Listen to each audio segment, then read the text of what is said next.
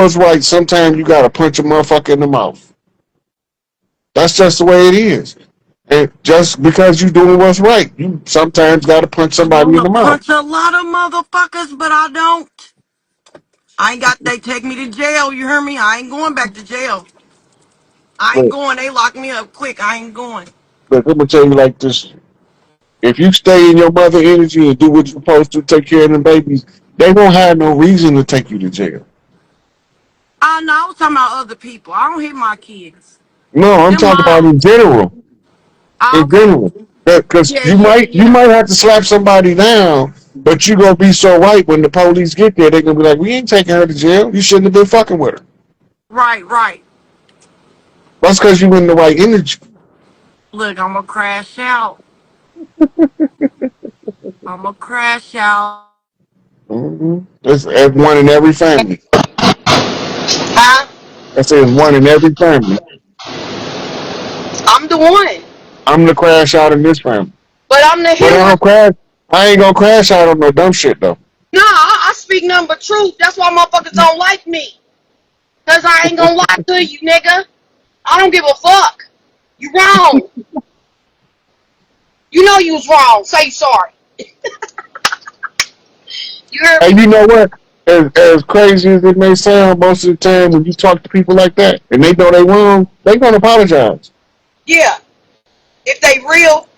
But nah, these niggas ain't accountable. Even look, even the fake ones, when you that direct and you telling the truth and Yeah. you tell them that you know you wrong and Yeah. you need to apologize, most of the time, like 8 out of 10 times, they gonna apologize if they wrong. Now They do. if they ain't wrong, then you might look. If they ain't wrong, then you might catch something to the mouth. They might jab you one if they right. But when you call them out and they wrong and they know they wrong, normally because you called them out, they don't want to smoke. Right. They be like, you know what, you right. I was wrong. I ain't mean it. I was going through something with my baby mama. It had nothing to do with you. And I was taking it out on you. My bad. Right? Because you telling it's coming from the place of truth. And Right. one thing about falsehood, as they say in the Lord Science Temple, with truth on the manifest, falsehood flee. Right? And then you can correct somebody respectfully and they'll accept it better than if you correct them disrespectfully. Yeah, yeah, yeah. You know? So I'm usually saying it ain't what you say, it's how you say it Right. sometimes. I You don't gotta like unaccountability. When you try to like play victim, that's gonna make me mad. yeah, I get away from them. And I'll be like, ah, Them the yeah, same them the same ones that start some shit with you, shoot you and call the police and tell you you started. hoe ass nigga. That's them Charleston white niggas. Okay, so what you said about the Morris Science Temple, I've been looking into that.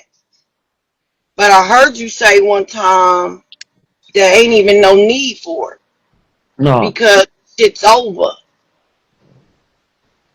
Yeah, we done with that. It's That done? yeah, all that's more Science Temple, that's Peace Stone Nation. Stone running. I'm a GD. If it wasn't true, I wouldn't tell it to you. I'm just playing. Serious. Angel Bay is the lawman. Mm-hmm. He the chief that supposed to enforce the law on the land. That's why they took him out of the picture. They wasn't allowed to kill him, so they gave him life. Tribes need to be aware. The more aware we is, the more we know how to support him. Right? He got caught up in the COINTELPRO exercise. His name was on the paper with a whole bunch of other names. They had like 300 people, and by 67, they had like 300 names on paper of potential leaders that they wanted to neutralize, and his name was on the list. That Mm-hmm. should be enough to get a presidential pardon because it's domestic warfare. He's a political prisoner and a casualty of war. Our people is the problem because they think he's just a stark raving mad Mm. psychopathic gang chief because they don't tell you that gang mean tribe.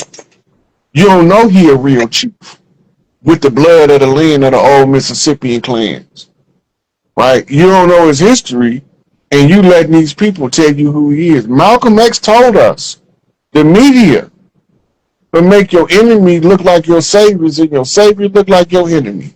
Mm. Don't fall for the media hype. Malcolm told us that in '63. And the media is still telling us who we need to accept and reject in our community. They will make an allegation that's 100% false because when it get in the gossip circle, it don't matter whether it's true or false. That shit juicy. That's some juicy gossip right there. I got to tell girl, let me tell you what happened. This barbershop fodder for bullshit. Mm-hmm. You know, that's why I be like, if they ain't here, I don't want to talk about them unless we talk about getting them a gift or something. Why would I want to entertain a conversation, a long drawn out conversation about somebody that's not present? They can't defend themselves if we tell them the truth or a lie. They Right. can't say, yeah, I did it or no, I didn't. And we sitting here entertaining that conversation. We wrong. Grown folks ain't supposed to be doing that. That's what children do. And that's how you know that they use the educational system to arrest our development at 6 years old. So Mm. I tell them in a heartbeat, everybody's 6 years old till they prove to me they're adult in Oh. basic conversation. They might be 30 years old, but they still got a 6 year old mentality, I'm trying to tell you. you know? We brain banging, not gang banging. Look, we be listening to you, Rod. You hear me?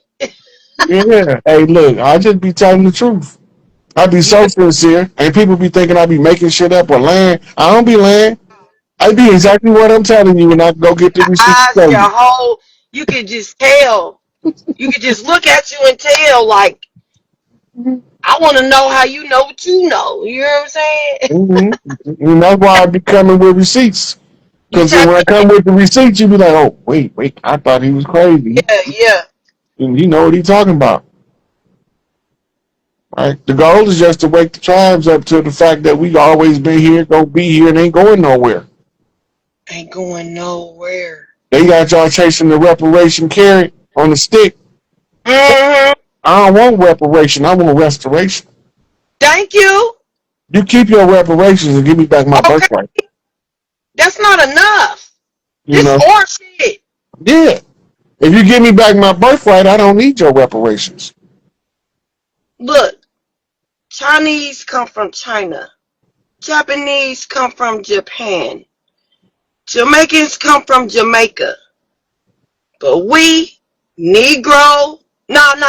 Y'all colored. Nah. Y'all African American. Nah. Y'all black.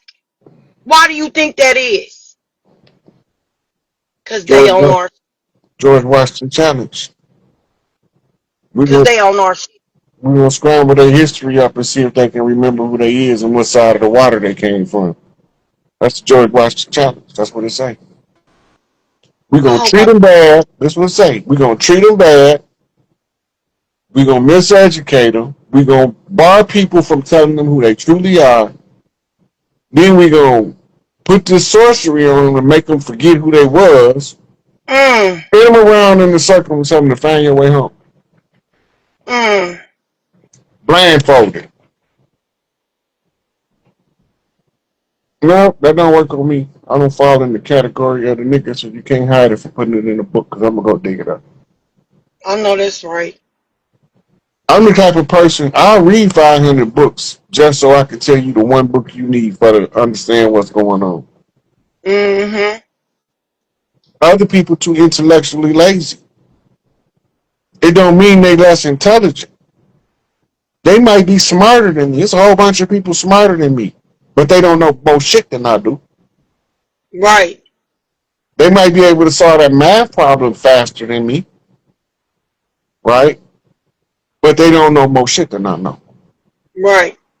They might be able to mechanically break an engine down and rebuild it. Still don't know more shit than I know. Not because I'm better than nobody. It's just because of the work put in the library.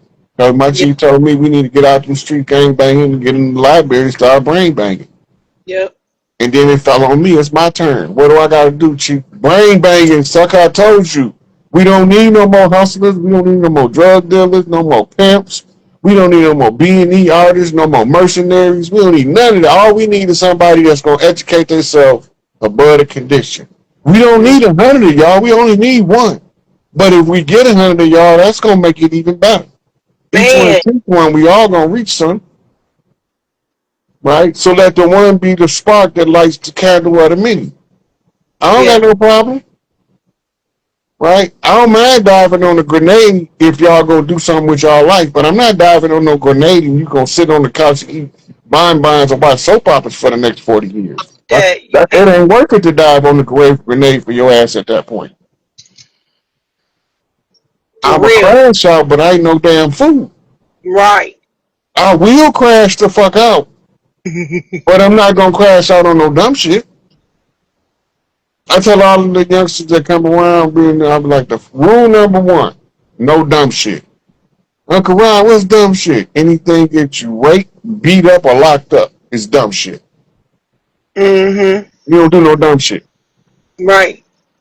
So that's rule number one, no dumb shit. Once you get them past the dumb shit, now you can make progress because now they want to know, well, if that's dumb shit, what's not dumb shit? Studying is not dumb shit. Working out is not dumb shit. Getting yourself physically and mentally in shape is not dumb shit. Being of service to your mother and your siblings is not dumb shit. That's pretty fucking brilliant if you ask me. Yep. Get your mind right. Yeah. And your Your, ass a problem. your greatest asset or your worst enemy. Yeah. And the shit we eating is fucking up our mental, our energy. You know what I'm saying? Well, that's because they deliberately poison us. Most of the food our Them body can low withstand. earth, baby. Yeah. Look, most of the food our body could withstand if they wasn't saturated with different types of poisons, Right. microtoxins, Right. artificial this and manufactured that, petroleum, phosphates, and all that stuff and don't need to be in the food. We was eating Right. thousands and thousands of years preserving food without a refrigerator. Now let that sink in. We Man. was, we was preserving food without a refrigerator. We didn't need a refrigerator because we knew how to preserve food. But when we let all of the old ways be systematically removed from us, we don't know nothing about canning no food no more. We gonna go buy cans of food because we Mm-hmm. don't know nothing about canning.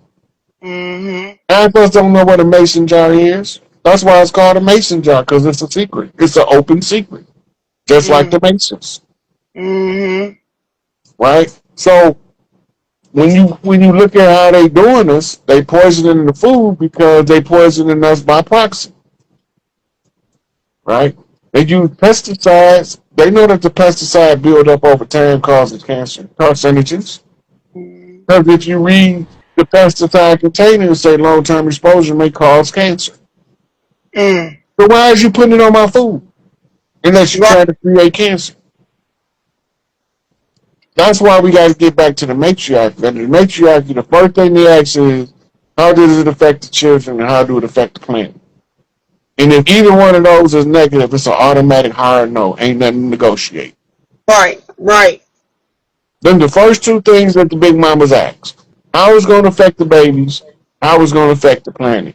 And if Mm. any one of them come back negative, it's going to be a negative effect. We can't do that, baby. That's not going to happen over here. Under patriarchy, though, the one who pays the biggest bribe gets the right to do the most dirt. Mm.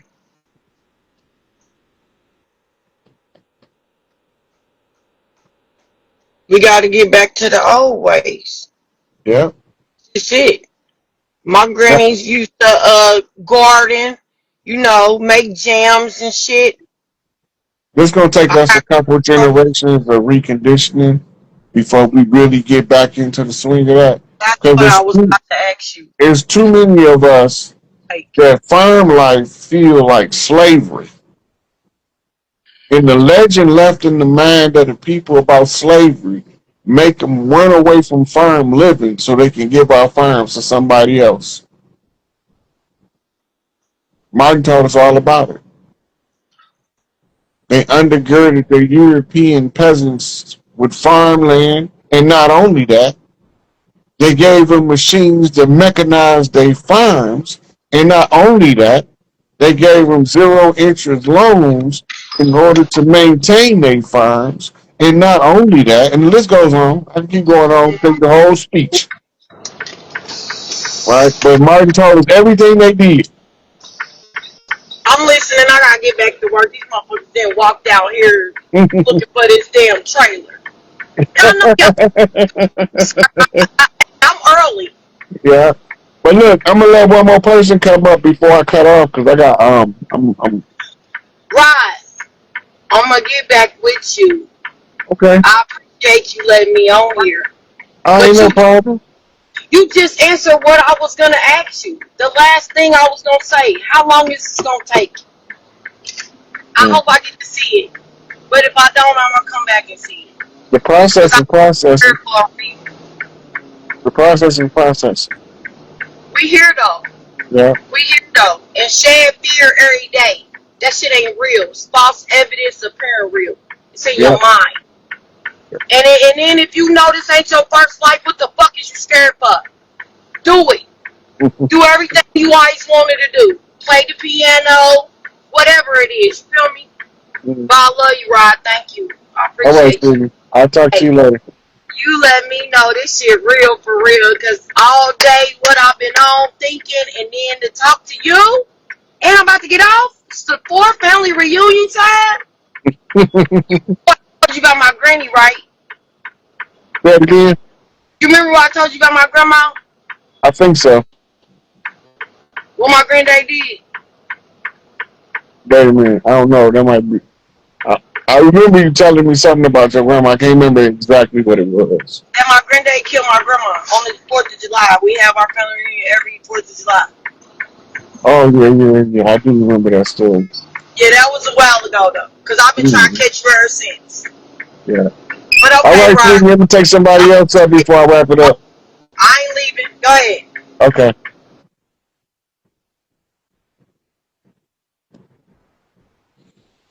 Oh, they took all my requests down. I want Kelly. You still in there, Kelly?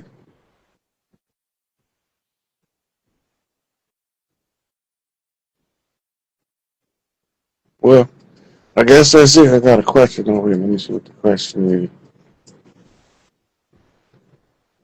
is. Um,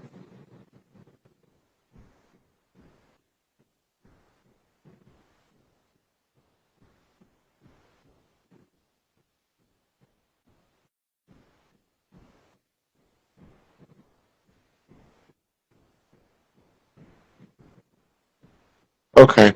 So whoever was in that was waiting to come up, Instagram took y'all down. I don't know. I don't know what that's all about. But I'm gonna wrap this up. It was a pleasure for y'all to sit here and listen to me babbling. But hopefully we all had a chance to learn something. And uh, Sarcosis, I'm not sure how to pronounce that. Say they had a book they wanted to share. I was gonna try to pull them up, but they didn't come up. And when I tried to pull them up, so inbox me the book, a picture of the cover or the title of the book or the something, and I pull it up when I get a chance. All right, y'all. It was a pleasure. I appreciate the presence of the people coming to show support. Keep your minds made up. We ain't taking no more. And don't participate in the bullshit. All right. Peace out, fam. For the tribes to be aware, since time stamped archivable format, all recognizable as public notes. Now, somebody I hadn't had a chance to look into it yet, but somebody just left a comment a while back on like another tape, and they said that Donald Trump has signed DC over to the National Guards, just like we said, just like you said, it's going just as planned. So I'm gonna look more into it after the show. But I was seeing if you heard anything about it, about DC being pretty much took over by the National Guards at this point. Yeah. Okay. So I think that happened either last night or today. Mm-hmm. And they had been talking about it all week because they using the pretext of the crime rate. But the crime rate down like 14% in DC, so it's another reason he calling the National Guard in. Because the crime rate not gonna go down 14% is a big drop. Mm-hmm. Especially in DC. Mm-hmm. So then the crime rate dropped 14%. All of a sudden, they need to bring the National Guard in. Make it make sense. Yeah, There's something else going on. Mm-hmm. Right? Mm-hmm. They shedding down the dirty. They shedding down the dirty parts. They pretty much shedding it down, and pretty first have to revamp the whole government based on the tribal government. Yeah, so that's what the continuity government process is. Mm-hmm. And that's why we had to see the National Guard come out to fill in before they remove police. Mm-hmm. DC got their own police. Mm-hmm. You know, their own prosecutors, just like a regular city. Mm-hmm. But DC is actually an embassy. It's a city-state. Mm-hmm. The lands around DC was to map out the embassy. Mm-hmm. Even if they was for us over here, why would they need an embassy? And then if it's an embassy, who are they liaison to? Right. Good question. Right. Now, it's a secret that's in plain sight. What's the name of the presidential resident? The Oval Office? Well, his office? They call it the White House, don't they? Yeah, the White House. Okay. Now, the White House is significant because in Spanish, White House is Casablanca. Morocco. That's right. Mm-hmm. So now we're talking about the embassy of Al Morocco. Mm-hmm. Before Morocco. Mm-hmm. Now notice, Noble Drali show us who's saying they paperwork. And he said that it was the Saudi Prince Aziz. Remember? You got a picture of him in the Circle 7. Mm-hmm. Mm-hmm. Right? So if he's the Sultan of Morocco, but he's a Saudi prince. Right? Because he was under King Faisal. So he was the prince under King Faisal, and he's the one signing the paperwork for the Federal Reserve currency and all of those treaties. So Noble Drew Ali gonna tell us who behind it. He ain't just tell us, he showed us his picture. Mm-hmm. Right? This tell us what family is involved. Right? So this take us back to the Iranian bloodlines. Mm-hmm. What we call in the Assyrian bloodlines. Mm-hmm. The Assyrians were spinoffs of Sumerians. Mm-hmm. Right? Then from the Syrians and the Sumerians, you get the Persians. Mm-hmm. Right. Right. All these are post-Babylonian developments rising up. Mm-hmm. Mm-hmm. Right. And Babylon is where they laid down the law. Mm-hmm. What was the law? Do you remember? The Code of Hammurabi? Yeah, the Code of Hammurabi. Yeah. There's a song that came out in the 80s, and in the song it say, they laid down the law in Mesopotamia. Right? Yeah. Yeah. So they telling us in the music. Right? Also, they telling us about the transfer of power comes with the change of the names. How do we know this? Because Istanbul becomes Constantinople because Constantine conquered Istanbul. Mm-hmm. right? Now we talking the fall of the Ottomans to the Romans, Mm-hmm. right? So the Mm-hmm. Ottomans and the Romans, the founding people, who we call the Etruscans, coming into Tuscany, Italy, and the Ottomans, the Byzantine kings, they're the same people. Mm-hmm. Now, if you look at where they situated, they are both on either side of what's called the Black and Caspian Sea. Mm-hmm. And when you come out of the so-called Middle East, that's the newest part of the earth, y'all, the Middle East. We Mm-hmm. don't got no middle north. We don't got no middle south. We don't got no middle west, but we got a middle east. Or the human beings has came up with the most extravagant, condensed piece of the buffoonery I ever seen in my life. We got a middle east. Anyway, so the migration of the so-called Jews, the Judeans, the so-called children of Abraham, right? The children of Moses. They allegedly went north, fleeing the persecution of the Babylonians after the 400-year Babylonian captivity. Mm-hmm. And in the process of that, they built or they took with them several major writings that they rabbis took.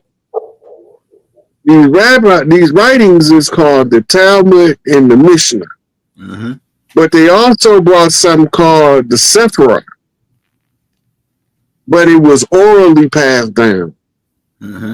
Later on, they wrote it down because the oral tradition had to be stomped out in order, unless we start using it to our advantage and override their paperwork system.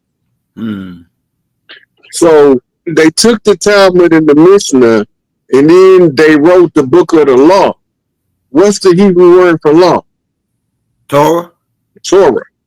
Mm-hmm. Now, they tell us that the Torah or the law was given to who? Moses. Let's go to New Ideas Studies. You remember Bobby asked the question, he was like, what book was Abraham following if he was following the law? Yeah. If it hadn't been given until Moses came.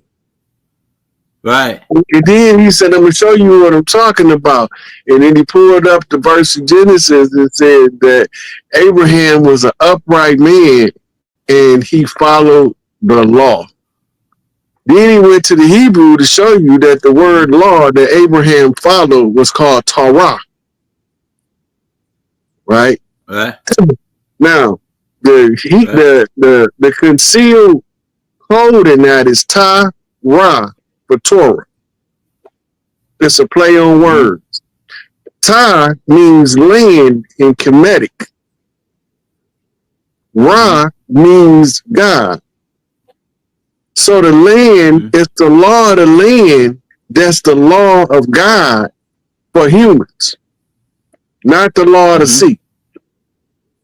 The law of the sea was written for people that was called Dogones or Dogon. The tribes of the Dogon, right, who followed the law of the Nomos. You know, Nomos meant translated to law too. To law. Mm-hmm. The word Nomos. Yeah. So they got different kinds of law depending on the aim and objective of the purveyor of the law. Mm-hmm. What do I mean purveyor? The purveyor of the law is the one who is writing the law. Mm-hmm. Right? Now, who are the lawgivers in the Old Testament? The lawgivers, I mean, like for God, you want to go like you want to get the tribe. What tribe was lawgivers? The Levites. Mm-hmm. Right, Moses. And the tribe of Judah was the judges. Mm-hmm. Pay attention, because this is the connection to the Hebrew link to ancient Babylon using the Torah, Mishnah, and Talmud systems being for the control of the masses of the people, right? So they take the law, and then they give you what? A levy. The word levy in Hebrew is Levi. All of the value of the letters being the same, right? It's Levi. Levy and Levi is the same word, right? Well, in law, if they wage a levy, that establishes a lien, right? In order to get from under the lien, they have to tie you to something called a contract. Time mean against, tract mean land. And what Papa say, and Abraham was talking a lot about a lot of land, right? And so when Abraham and Lot had their conversation, Lot went in unto Sodom. Right. And Abraham settled in the plains of Mamre. It was some direction from Tyre and Sidon. Right. So now they telling us this stuff for a reason, and it's showing you a travel map. Right. The travel map is showing you the migration of the people that we think are the Jews, right? The black Jews. Before there was any Khazarian or Ashkenazi or Sephardi calling themselves Hebrews, the original people that was referred to as Jews was dark-skinned, woolly-haired people. Otherwise, the Christ, the anointed one, couldn't be confused with them. But in order to confuse us, they whitewashed the image of the one they called the Christ. Now, if you break down the words in red in the New Testament, they're supposed to be the words of one person. But you got two distinct personality types talking at various different times through the words in red, all the way through from Matthew to Revelation. Right? And the best example to see the split in the character of the person talking in the words in red is Matthew chapter 10. Because one talking about whooping ass and taking names, and the other one talking about loving somebody, loving your neighbor, and all that stuff. But it's all in one continuum. If you didn't know it was two people talking, you would be like, damn, that was a quick switch up. That's called a crossover in basketball. Yeah. Right? Yeah. So they hit you with the crossover. Now, also in the same book, they told us that when the son was born, they called his name what? Jesus? Nope. That's not what they named him. Emmanuel. And why did they name him Emmanuel? God is with us. That's what it means. Yeah. We shall name him Emmanuel, for God is with us. Right? How did they start calling him Jesus if his name is Emmanuel?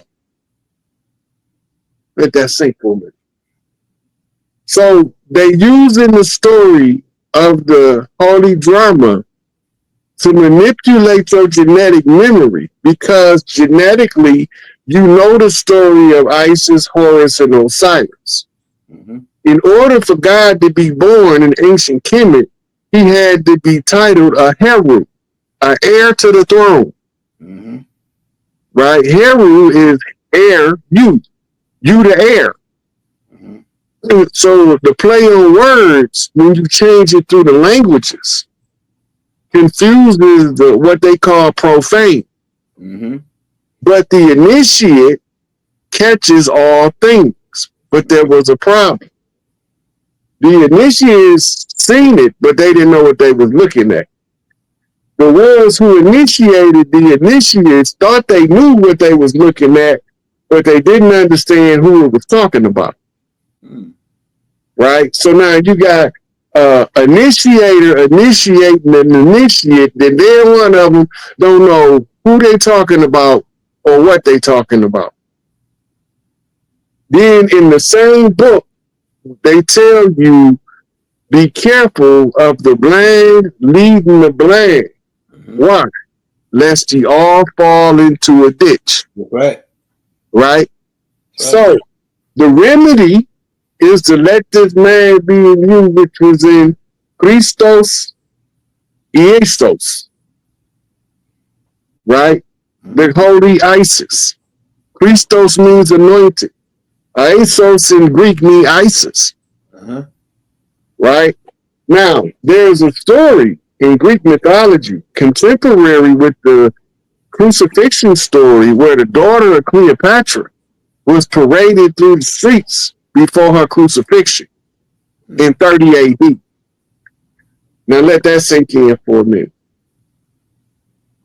If Jesus is the pivot point of the calendar, AD, Anno Domini, after death, BC, before Christ, right? And 33 years is the estimated number of years that they say he lived. So from 0 to 33 is the number of years that the so-called Christ supposed to be here. The irony of it is back then we understood that the Bible that they call the New Testament is a Greek writing by Josephus Flavius, who had wrote a 21-part play for the, I think it was the Medici family that he worked for. No, the Flavian family. Because his name was Josephus Flavius. He changed his name to Josephus Flavius. Right? He is the first century Jewish historian of the Flavian house. Right? Okay, now, contemporary with him, there is a occult philosopher, and his name is Origen, or Origin of Assisi. Origen is referred to as the first century prophet Origen, because all of his writings is in contemporary times around 30 AD to about 70-something AD with the so-called Christ. So they're using the philosophies of Origen that he got as a Sicarii Jew, right? And the Sicarii Jews is a whole different group of melanated people. This is where you get the character Aesos de Pantera, which is Isis of the Panther. So Jesus of Pantera is what has been translated, but most of us in the 99 percentile never knew that the New Testament was written in Greek. So we accepted the philosophical jargon when they told us that in Hebrew the name was Yahshua, which means our Savior. Right? But it wasn't written in Greek, so the name couldn't have been Yahshua.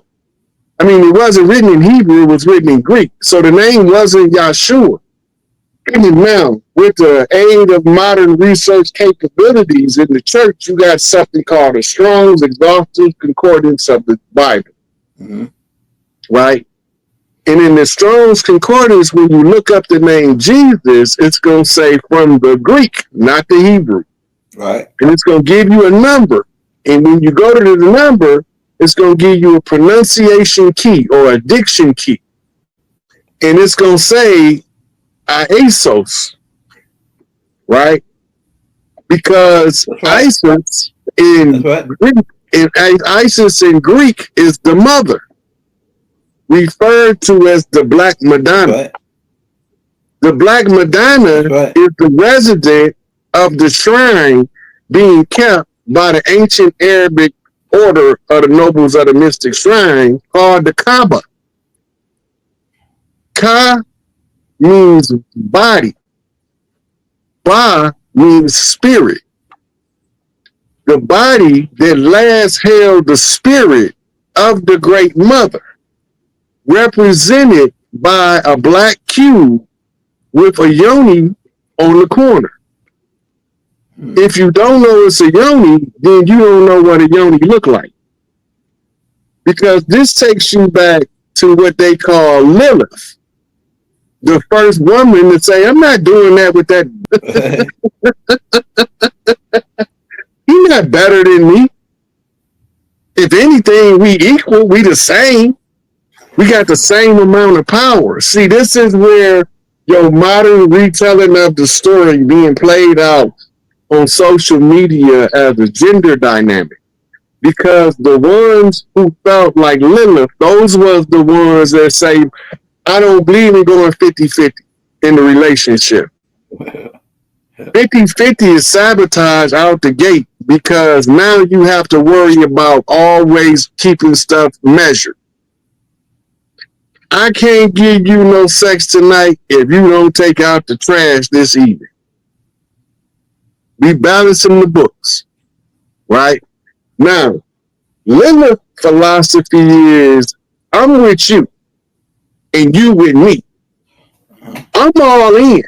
So you should be all in. Ain't no secret squirrel shit between me and you because it's me and you against the world. Right.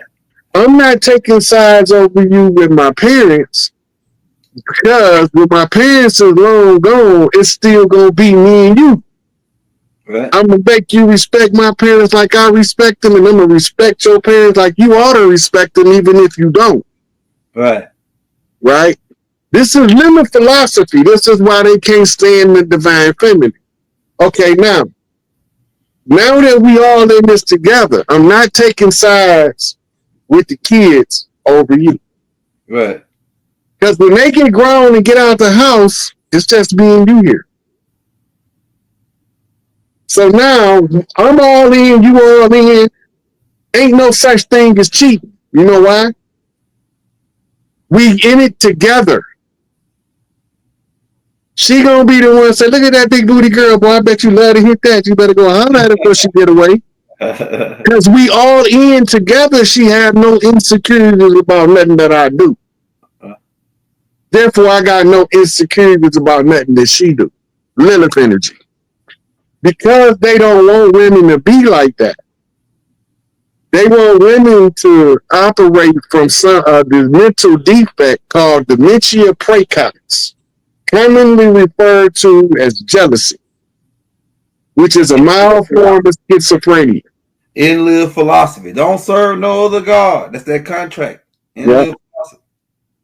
Now, the way that we was living before the settler came, if you was capable of taking care of a harem, you don't get to pick them. You can't have it both ways. You can't get to pick them because they got to be able to get along if you leave them home alone and you ain't there to oversee them. But you get to determine if you like them. You get to determine if they not going to cause problems, but you don't get to pick them.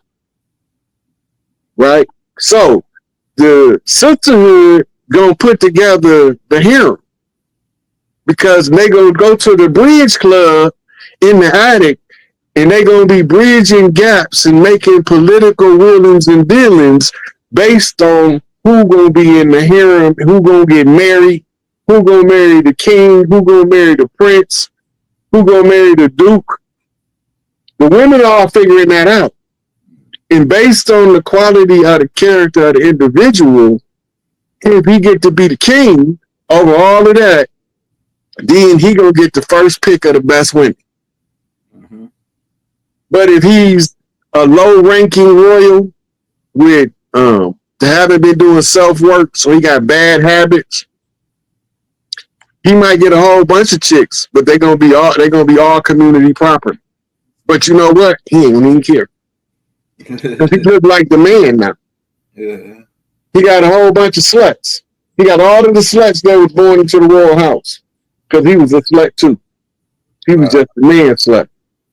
Right? So the energy transfers that's taking place from the sacerdotal seat being restored is making the women start rebuilding their sisterhoods and introducing their husbands into the concept of taking on another wife. Taking on another wife for a couple used to serve more than just sexual pleasure.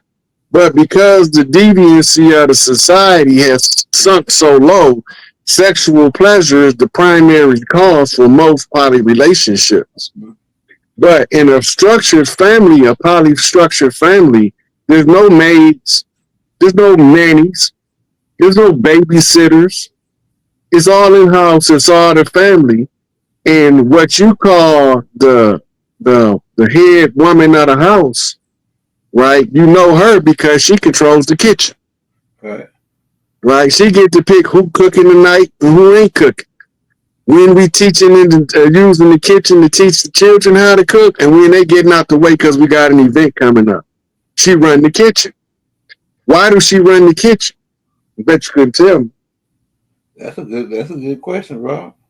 They got something. They got something called psychology of living space, and they tell you that each one of the rooms in the house has a function and a purpose energetically that affects the psychology. The heart of the home is the kitchen. The lady of the house is the one who put the love in the heart of the home, so she controls the kitchen. All of the ones who love her and understand what's going on and got mutual respect support the energy. So when she cooking, it look like they doing a ballet dance to pass me the onions, cut up these potatoes, stir that pot of pasta over there without ever saying a word. Everybody know what they doing no matter where they at in the kitchen. A well-oiled machine of sisters, but they ain't blood sisters. Sometimes they is, but because some of them bring their sister in because I want for my sister what I want for myself. So if I'm going to have the best, I want my sister to have the best, and we can share. Mm-hmm. But we was taught differently. We was taught by miserly mentalities to hoard everything we got, and rugged individualism drove us to be destructively selfish. Hey, Rod. I'm on tonight, ain't I? Man, Rod, you killing it. Man, Rod, you cracking heads and twisting caps back. And then, then you going right along with the top. Like you stand, like what you saying, it goes along with the topic. It's all part of the moral construct of the paradigm, which is based on the mother's thought. Now, this brings me to my next question. Albert Pike put out Morals versus Dogma, and we know that the Masons, and they deal with the mother and son concept. They actually worship the mother son concept. The Pope, everybody, right? Mm-hmm. So, based on the morals and dogma that he put out, what is the difference between moral and dogma, and why would he emphasize the difference? Well, it's not morals versus dogma. It's morals and dogma. Okay, right now there's tribes that don't have any contact with the modern world. They don't know what you mean when you say morals. It doesn't apply to their society, right? Morals is a system of do right established by religious and governmental entities to hold you to what they call a level of respect. So they say you got to have a good moral standing, a good moral compass. That compass is a Masonic tool, by the way, right? And then if you have a good moral compass, then from that moral compass, you know how to treat people without abusing and misusing them. Your moral compass is the foundation of your be good now so you don't go to hell later. But what better difference do it make if you inhale now and you trying to avoid hell later? So you endure the hell while you here, trying to avoid going to hell when you die. That don't make sense. That's funny. So based on the 42 negative confessions, and we know that I have reason to believe that goes back before, it predates all of the Jewish religion, all of the major three religions. And could you go in a little bit on that concept of what Tahuti and Anubis, everybody in that Papyrus was trying to get over, like as far as were they trying to send us a message of, hey, you don't have to, this is a symbolical ritual that happens when you pass to get out of here. Like you can't just be your heart, you can't go against these rules and think that it's all good. Okay, first, in order for you to understand that, Hal, you got to understand this. Hieroglyphic pictographic writing out of Kemetic priests was not written for the world. I'm going to let that pause for a second. The painting on the walls that tell stories in pictographic format referred to as hieroglyphics was not written for all of the people in the world. That's the first thing you got to understand.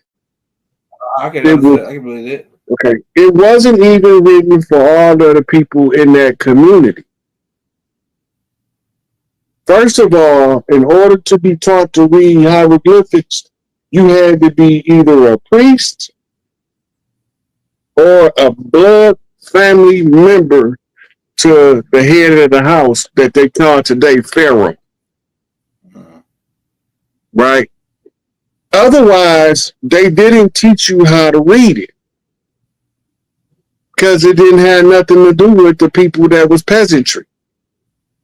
It only had something to do with the families of the royal house, and they taught the ones that was royalty how to read and write. Only the royalty and the priesthood used to know how to read and write. Only them. Commoners didn't know how to read and write. They barely knew how to count to 10. Wow. Because ignorance makes you controllable. Ignorance makes you controllable. The less stuff you know, the more controllable you are, and the more beholden you are to the one with the knowledge. Okay. So they tell us knowledge is power. Knowledge is king. The king spit the fire. The fire is the symbolic representation of the truth coming out the mouth of the king. Right? Heavy is the head to wear the crown, therefore he got to be physically fit. You remember when Baba did the procession of Osiris? Yeah. Do you know why they used to do that? That was like the coronation exercise for the pharaoh. Every so often they'd have to do. Yeah, they call it. Is it part of that said festival? Like where you gotta show that you fit be pharaoh and show that like they do like this run. They do like it's like kind of like a Olympics, like something like okay, like not like an Olympic, but like like a Olympics really. Like every it was a pharaonic fitness test. Yeah. Are you fit to rule physically? Yeah. Run the gauntlet. Yeah. It's a labyrinth. Yeah. The word labyrinth means maze and is commonly used by Zionists to represent the maze of control that they have being concealed so well that if you try to figure it out, you get trapped in the maze, the labyrinth. And that's why one of the most critically acclaimed books on the assassination attempt of Tupac Shakur is called Labyrinth, or L.A. Barith, Labyrinth, because of the razzle dazzle play that took place in Vegas. Hey, my next question. I got a list right here. Let me get my list ready. I ain't even asked no questions off my list yet. All right. Oh yeah, it says okay, all right. Some people, because we're dealing with moral constructs here. Some people say they got no shame in their game. Like that. Whatever they do, that's what they do. Like I used to hear old school say, "Oh, what this?" Like that. I drank my my little bumpy face. That's what they call gin down there where I'm from. I drank my little bumpy face, and I don't bother nobody. But ain't no shame in my game. What do you think about like that people that do stuff that the other stuff to other people they might not like, they might consider it as evil, but the person they ain't bothering nobody. So like they doing what they do. They may be gay, whatever the case may be, alcoholic, whatever. So the term "ain't no shame in my game" means literally this: if I like cheesecake, yeah, I'm not gonna keep it a secret. I like cheesecake. I ain't gotta hide that from nobody, right? If I'm Pan African, I don't have no problem telling somebody I'm Pan African. Ain't no shame in my game. Anything I do, I can stand on that. Anything I tell you, I can stand on what I said. I'm not gonna say nothing behind your back I ain't man enough to say to your face. You know what I'm saying? Ain't no shame in my game. My game's game tight, solid, like a four-corner hustler. Solid oak. And the reason why they tell people that is for people that say trying to shame them for something that they do, like smoking weed, right? And then they turn around, their response is, "Ain't no shame in my game. I smoke a blunt in the White House," right?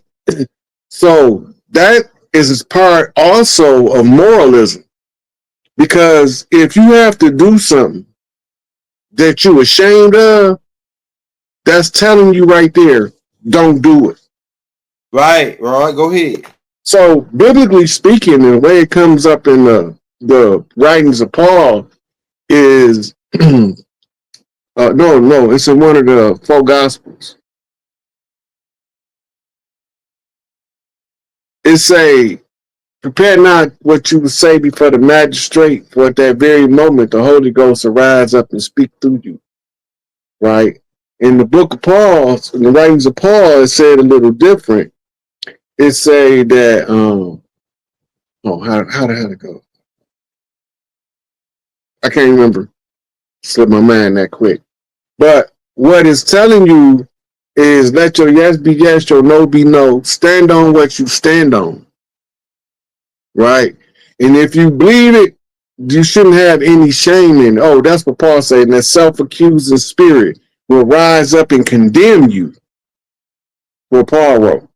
The self-accusing spirit is the inner deity of the self that already know that this whole church fiasco, mosque fiasco, synagogue fiasco, it goes we have to force ourselves to believe it. And once we do that, because we successfully convinced ourselves to accept a lie that we knew was a lie, now we have to keep up a false image of moralism to prove that we stand on what we say we stand on, when we forced ourselves to accept that lie as the truth.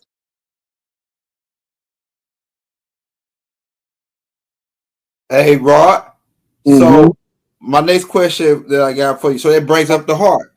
Now I hear people, and it is dealing with morals too.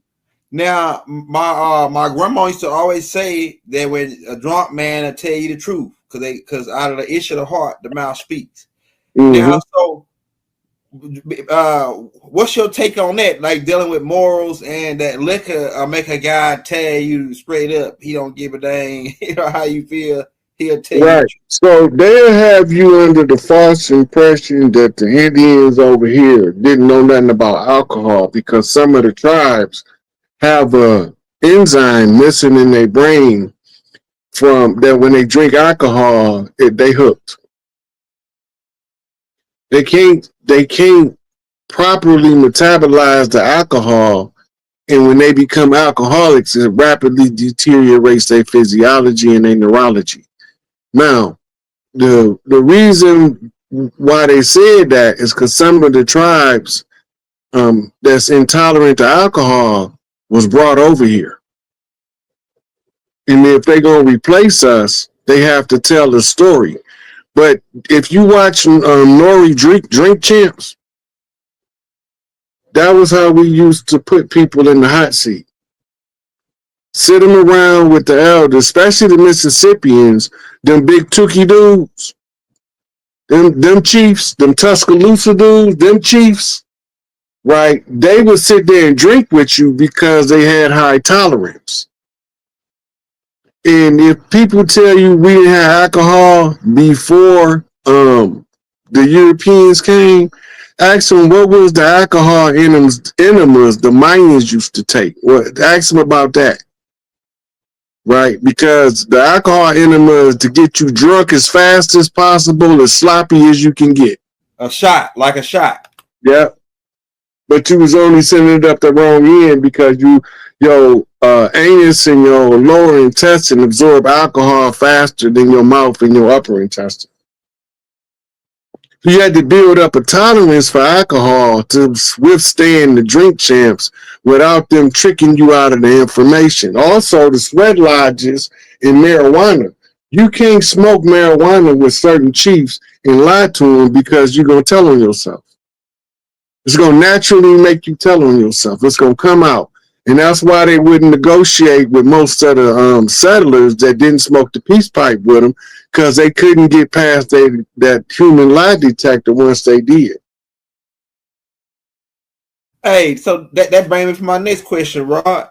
I noticed like a lot of cats when we used to be back in the day, when they used to be like putting plays on people, taking them out.